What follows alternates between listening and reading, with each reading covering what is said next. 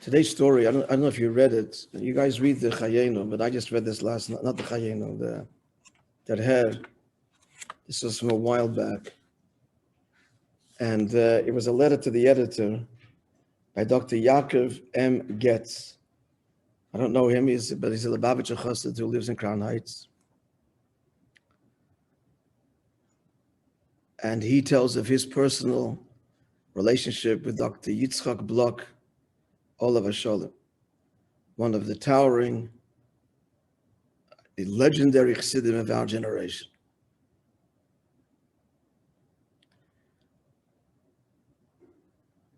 So here's within this, it's a long letter and it just exquisite. Every story is beautiful. But I read this last night, so I have to share this tomorrow. So here's the story. So he got married, this Yaakov Getz, and then moved to London, went to school, became a doctor. He says, shortly after we moved to London, a major event occurred in the development of Yiddishkeit there. An official Orthodox shul opened in town. And a Lebedik, lively young rabbi was hired, a graduate, of course, from YU. No, I'm sorry, not of course, a graduate from YU, period. Of course, the Blochs and the Getzes, that's us, himself, among others, were active there and very involved with this new face in town and so on. But all was not so simple, and he relates several incidences. Here's one of them. There was no daily minyan other than Shabbos and Yom Tov. We really struggled to gather a minyan on Mondays and Thursdays so there could be Kriyas HaTorah. Now, around this time, this Dr. Getz says, my father passed away, and I wanted to daven for the Omid. So Yitzchak, that's Dr. Bloch, and I met with the rabbi. A deal was struck that we would make calls and pick up people as needed so as to have a daily minyan, and in turn, I would be permitted to daven at the Omid Nusachari, even though the shul was officially Ashkenaz. Now, there's no minyan. The minyan is because Dr. Bloch and the rabbi was quite pleased because now his new shul had a daily minyan, a feather in his cap for his new Moishe. Things were going nicely, but very soon a problem arose. There was one balabas, one shul goer, who objected to the nusach, and what he couldn't stand was the few extra words in the Kaddish, that's really what it comes down to. He complained regularly to the rabbi that it was not right to allow me to daven, and another nusach has to be Ashkenaz. The rabbi was caught in the middle because Yitzchak told him, Dr. Bloch, that if I can't daven for the Omid, we'll make another minyan at Hillel, at the Hillel house, when Nusachari would prevail.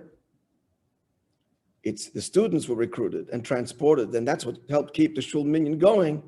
And we were bringing the students. This was a serious concern to the rabbi. Did you read the story? So you know what the rabbi did? He asked the Shaila. So who does he ask the Shaila?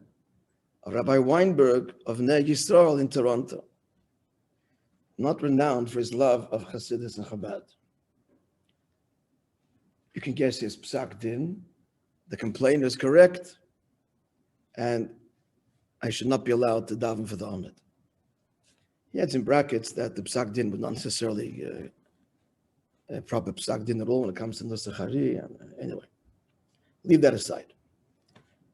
So the story continues. The rabbi reported to Yitzchak and me what had been told. He said, I got the ruling and offered a compromise. He would allow me to continue davening Nusachari until the end of Shloshim, but after that, if I wanted to continue with the Omid, I would have to daven Nusach Ashkenaz. So I davened during the Shloshim, but in the interim, Yitzchak and I began planning for a minyan at Hillel.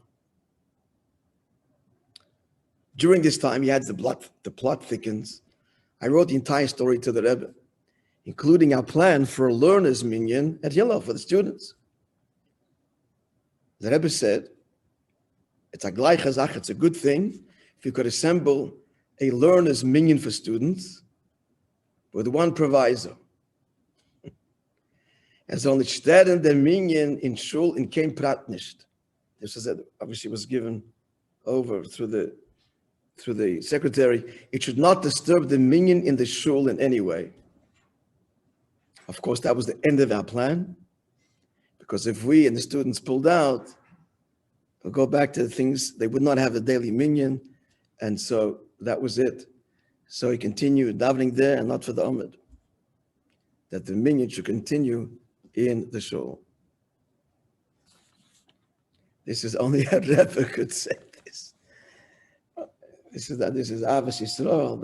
This is true Avos Yisrael. Incredible, beautiful. I'm not going to be meidich in the Inyan. We all appreciate what happened here. A wonderful, wonderful lesson.